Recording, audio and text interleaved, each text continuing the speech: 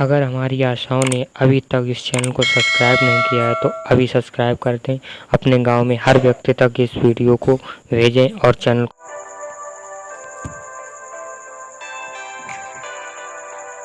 आप सभी संगिनी बहनों का इस सत्र में स्वागत है। इस सत्र में हम दस्त के समुदाय आधारित प्रबंधन के बारे में चर्चा करेंगे। आज के इस पूरे सत्र में हम बात करेंगे कि दस्त क्या होता है, दस्त के प्रकार क्या हैं, दस्त के लक्षण और उनका वर्गीकरण किस प्रकार करते हैं, दस्त की रोकथाम के लिए क्या उपचार किए जा सकते हैं, ओआरएस कैसे बनाया जाता है और आशा एवं संगिनी की क्या भूमिका होगी दस्त के प्रबंधन को लेकर। संगिनी बहनों, जैसा कि आप सब जानती हैं कि 5 वर्ष से कम उम्र के बच्चों की मृत्यु का एक प्रमुख कारण डायरिया है। डायरिया, जिसे हम दस्त भी कहते हैं। पूरे विश्व में डायरिया से होने वाली मौतों में से लगभग 20% मौतें अकेले भारत में होती हैं। आइए जानते हैं कि दस्त क्या है। यदि बच्चे को दिन में 3 या अधिक बार ढीले पानी के रूप में मल हो रहा है तो उसे हम डायरिया कहेंगे। इसे तीव्र, लगातार या दीर्घस्थायी के रूप में वर्गीकृत किया जा सकता है। यदि किसी बच्चे में दस्त है तो दस्त के कारण निर्जलीकरण हो सकता है और निर्जलीकरण होने से बच्चों में मृत्यु की संभावनाएं बढ़ जाती है। तो आइए जानते हैं कि कैसे दस्त के कारण निर्जलीकरण होता है और हम इस पर भी आगे चर्चा करेंगे कि इसका प्रबंधन कैसे करेंगे। शरीर को सामान्य रूप से पानी और लवण की आवश्यकता होती है, जो उसको पेय पदार्थों और भोजन के माध्यम से मिलती है। जब बच्चे को दस्त होता है तो मल मूत्र और पसीने के माध्यम से पानी और लवण, जिसे हम मिनरल्स भी कहते हैं, शरीर से बाहर निकलने लगते हैं और शरीर में इसकी कमी होने लगती है, जिसके परिणाम स्वरूप निर्जलीकरण होता है। यह तब होता है जब पानी और लवण का उत्पादन इनपुट से अधिक होता है, यानी कि बच्चा जितना भोजन और पेय पदार्थ ले रहा है उससे अधिक उसके शरीर से बाहर निकल जा रहा है। ये अब बात करते हैं दस्त के प्रकार की। दस्त, जैसा कि हमने पहले भी बात की कि 24 घंटे में 3 या अधिक बार पतला मल होने को हम दस्त कहते हैं। स्तनपान करने वाले शिशुओं के 3 से अधिक बार मल करने को दस्त तभी कहा जाएगा जब मल में पानी की मात्रा अधिक हो और मां के अनुसार शिशु को मल त्याग की जो फ्रीक्वेंसी है वो सामान्य से अधिक है। दूसरा जो प्रकार है वह है खूनी पेचिश या दस्त। इसमें मल में खून आता है। इसके द्वारा जो संक्रमित बच्चे होते हैं उनके आंतों और पोषण में क्षति होती है। तीसरे प्रकार का जो दस्त है वह गंभीर और दीर्घस्थायी दस्त है, लगातार रहने वाला दस्त। यह दस्त एक ऐसा रोग है जो 14 दिन से अधिक दिन तक लगातार बना रहे। इस दौरान मल में खून भी आ सकता है और नहीं भी आ सकता है। कुपोषित बच्चों में यह बीमारी होने की संभावना अधिक होती है, जिससे उनका स्वास्थ्य और अधिक खराब हो सकता है। निर्जलीकरण के आधार पर दस्त का वर्गीकरण 3 भागों में किया जा सकता है: गंभीर निर्जलीकरण, कुछ निर्जलीकरण या निर्जलीकरण नहीं हो। इसके साथ ही दीर्घस्थायी दस्त होना, यानी कि 14 दिन से अधिक की दस्त होना, या पेचिश होना, दस्त में खून आना भी दस्त के प्रकार हैं, जिसके बारे में हम आगे विस्तार से चर्चा करेंगे कि इनका प्रबंधन किस प्रकार से किया जाता है। सबसे पहले हम बात करेंगे गंभीर निर्जलीकरण की। गंभीर निर्जलीकरण के जो लक्षण हो सकते हैं वह है बच्चे का सुस्त हो जाना, धसी हुई आंखें होना, बच्चे को कुछ भी पी पाने में कठिनाई हो रही है या वो जो भी पी रहा है वो उल्टी कर दे रहा है, पेट की त्वचा चुटकी भरने पर बहुत ही धीमे से वापस जाती है। इनमें से यदि कोई भी 2 लक्षण है बच्चे में तो वो गंभीर निर्जलीकरण हो सकता है। गंभीर निर्जलीकरण होने पर आशा द्वारा प्लान सी फॉलो किया जाना है, यानी कि तत्काल उसे रेफर किया जाना चाहिए। रास्ते में उसे ओआरएस का घोल पिलाते रहने की मां को सलाह दें और साथ ही स्तनपान जारी रखने की सलाह दें यदि बच्चा स्तनपान कर रहा है तो। अस्पताल से आने के बाद उसका फॉलो अप अवश्य समय समय से करते रहना है। यदि कुछ निर्जलीकरण की बात करें तो यदि बच्चे में बताए गए लक्षणों में से 2 या अधिक लक्षण हैं तो उसमें कुछ निर्जलीकरण हो सकता है। ये लक्षण इस प्रकार से हैं: बच्चे का चिड़चिड़ाना, दूध नहीं पीना, रोना या धसी हुई आंखें होना, बहुत ज्यादा प्यास लगना, बच्चा बार बार पानी मांग रहा है या उसे प्यास लग रही है, पेट की त्वचा चुटकी भरने पर धीमे से वापस जाती है। ऐसी स्थिति में कुछ निर्जलीकरण की संभावना हो सकती है। कुछ निर्जलीकरण होने की स्थिति में यदि बच्चा 2 माह से कम का है तो उसे तत्काल अस्पताल में उपचार हेतु भेजा जाना चाहिए। यदि बच्चा 2 माह से 5 वर्ष का है तो प्लान बी फॉलो करेंगे, जिसमें हम माँ को ओआरएस बनाना सिखाएं और 4-4 घंटे पर उसे पिलाते रहने की सलाह दें। निर्जलीकरण की दोबारा से 4 घंटे बाद जांच करें। यदि निर्जलीकरण के लक्षण तब भी दिखते हैं तो ऐसी स्थिति में उसे तत्काल अस्पताल के लिए भेजें और माँ को यह सलाह दें कि रास्ते में भी उसको ओआरएस का घोल देती रहे, स्तनपान जारी रखने की सलाह दें और साथ ही जिंक की गोली 14 दिन तक दी जानी चाहिए। यदि निर्जलीकरण नहीं है बच्चे में तो ऐसी स्थिति में प्लान 1 फॉलो किया जाना चाहिए, जिसके बारे में हम आगे बात करेंगे।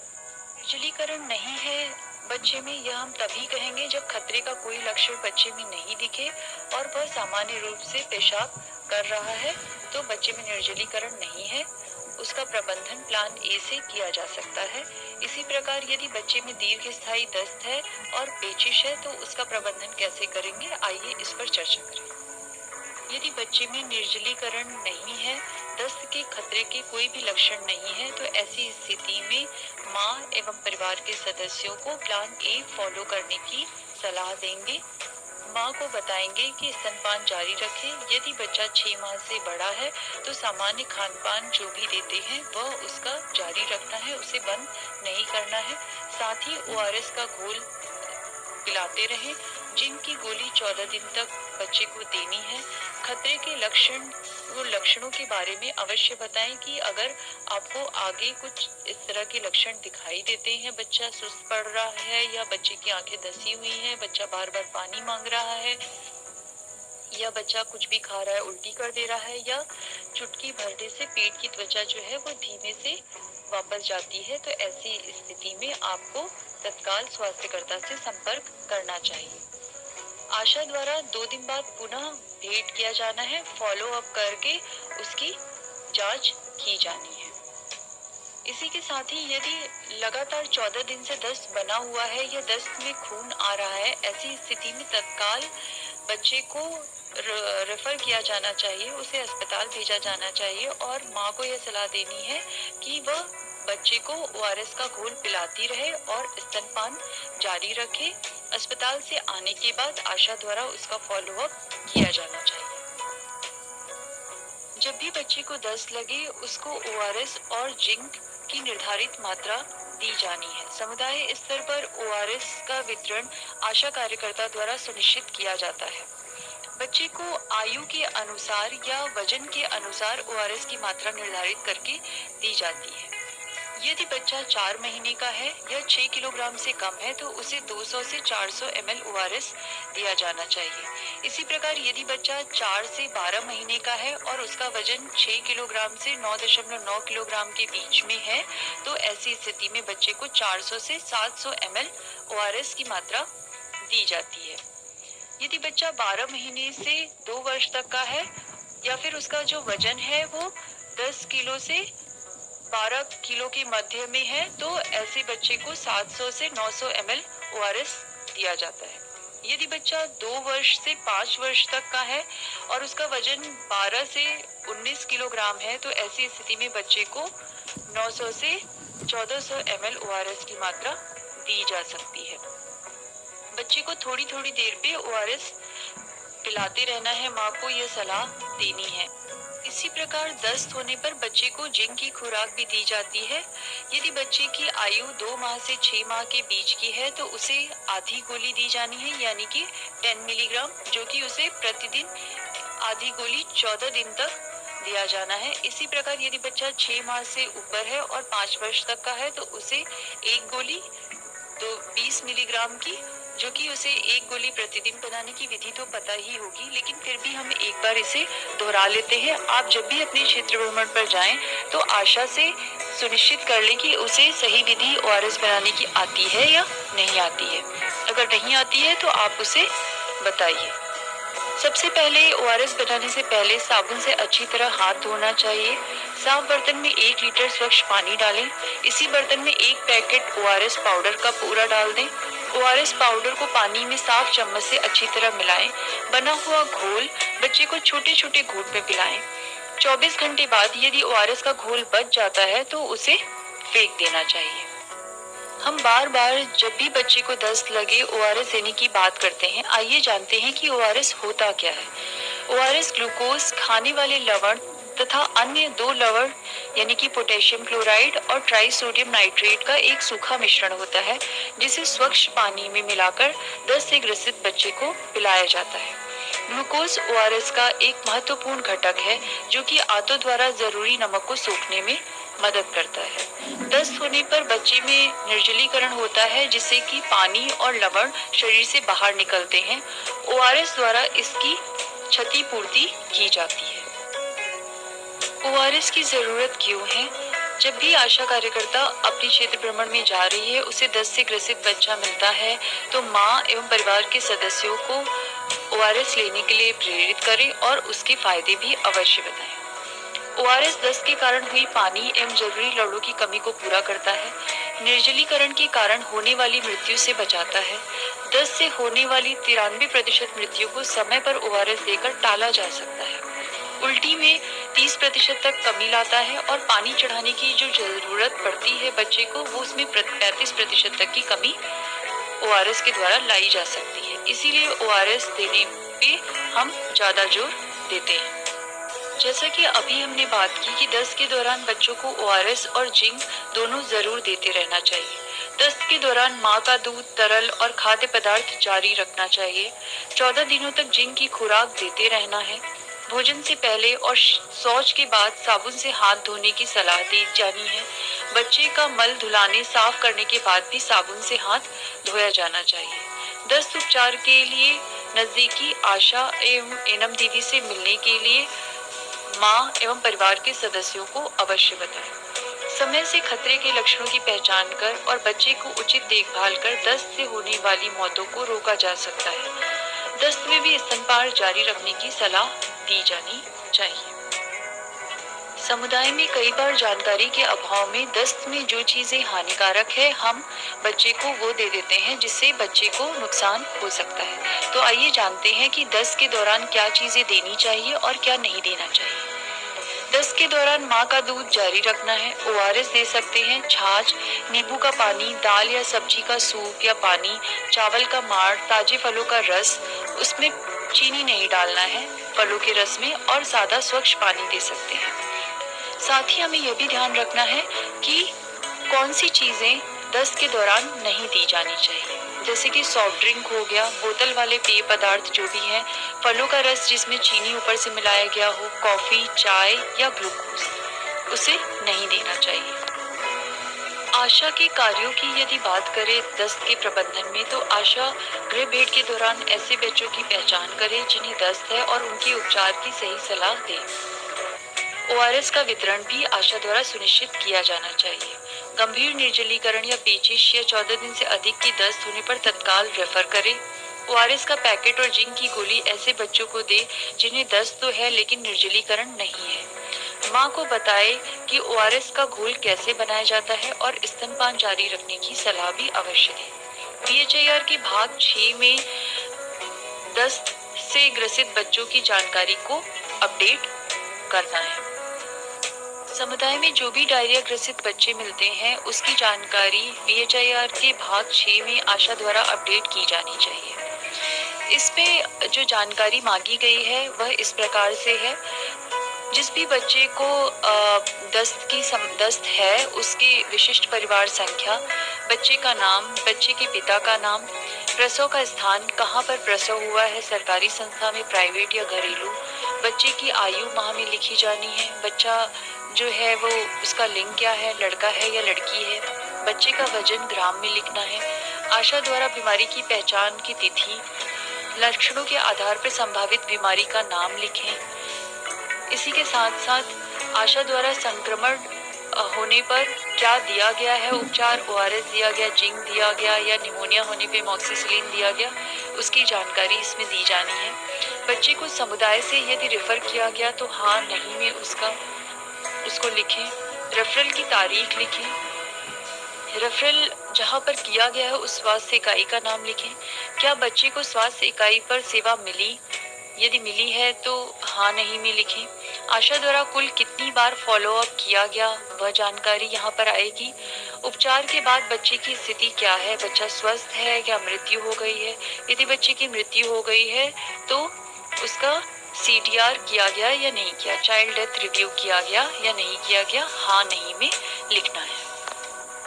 दस्त प्रबंधन में संगिनी की भूमिका इस प्रकार से है। संगिनी अपने क्षेत्र भ्रमण के दौरान आशा की जानकारी एवं कौशल का अवलोकन करे और उसे आवश्यक सहयोग प्रदान करे। समय समय पर उसका क्षमता वर्धन क्लस्टर मीटिंग या AAA मीटिंग के माध्यम से करती रहे। क्षेत्र भ्रमण के दौरान जो भी बीमार बच्चे हैं उनका फॉलोअप अवश्य संगिनी द्वारा किया जाना है। यदि आशा के पास जिंक ORS के पैकेट नहीं है तो उसकी उपलब्धता सुनिश्चित करवाने में सहयोग करना है। आशा के VHIR में बीमार बच्चों की जानकारी अपडेट करने में सहयोग करें और प्रत्येक क्षेत्र भ्रमण के दौरान इसका अवलोकन अवश्य करें। संगिनी डायरी के भाग 11 में अपने सभी आशा क्षेत्रों के डायरिया ग्रसित बच्चों की संख्या और जानकारी को आशा संगिनी द्वारा भी अपडेट किया जाना चाहिए। आइए अब इस दस्त प्रबंधन के सत्र में हमने जो कुछ भी सीखा है उसे एक क्विज के माध्यम से दोहरा लेते हैं। आपको आगे कुछ प्रश्न दिए जाएंगे। प्रत्येक प्रश्न के 4 विकल्प हैं। उन विकल्पों में से ही कोई एक सही उत्तर है। आपको सही उत्तर का चुनाव करना है और इसके बाद अगले प्रश्न पर आगे बढ़ जाना है। पहला प्रश्न इस प्रकार से है, 6 माह से छोटे बच्चे को दस्त होने पर जिंक की कितनी खुराक देंगे। विकल्प इस प्रकार से है, 1/4 गोली, 1 गोली पूरी देंगे, आधी गोली देंगे या 6 माह के बच्चे को जिंक नहीं देना है। इसका सही उत्तर है 6 माह से छोटे बच्चे को आधी गोली जिंक की खुराक देनी चाहिए। दूसरा प्रश्न इस प्रकार से है, VHIR 2020-21 के कौन से भाग में डायरिया निमोनिया की जानकारी अपडेट आशा करती है। विकल्प इस प्रकार से हैं, भाग 4 में, भाग 6 में, भाग 8 में या भाग 12 में। सही उत्तर है VHIR 2020-21 के भाग 6 में आशा द्वारा डायरिया निमोनिया से ग्रसित बच्चों की जानकारी अपडेट की जाती है। प्रश्न 3 इस प्रकार से है, इनमें से कौन सा गंभीर निर्जलीकरण का लक्षण नहीं है। आपके विकल्प हैं धसी हुई आंखें, कुछ भी पी पाने में कठिनाई, अत्यधिक सुस्त होना या फिर रोना। इसमें सही उत्तर है रोना गंभीर निर्जलीकरण का लक्षण नहीं है। चौथा प्रश्न इस प्रकार से है, आशा द्वारा बच्चे को कब रेफर करेंगे। विकल्प इस प्रकार से है, दिन में 1 दस्त पानी जैसी होने पर रेफर करेंगे, दस्त में खून आने पर रेफर करेंगे, निर्जलीकरण नहीं है और पेशाब हो रही है सामान्य तब रेफर करेंगे, बच्चा ज्यादा सो रहा है तब रेफर करेंगे। सही उत्तर है दस्त में खून आने पर आशा द्वारा बच्चे को रेफर किया जाना चाहिए। दस्त प्रबंधन के इस सत्र के बाद सभी संगिनी बहनों से यह अपेक्षा की जाती है कि क्लस्टर बैठक में इस सत्र का संचालन सही प्रकार से करने में उन्हें मदद मिलेगी और साथ ही समुदाय स्तर पर भी दस्त के प्रबंधन में आशा को अपेक्षित सहयोग दे सकेंगी।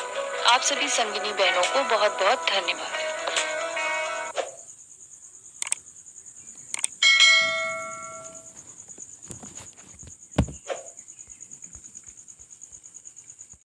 अगर हमारी आशाओं ने अभी तक इस चैनल को सब्सक्राइब नहीं किया है तो अभी सब्सक्राइब कर दें। अपने गांव में हर व्यक्ति तक इस वीडियो को भेजें और चैनल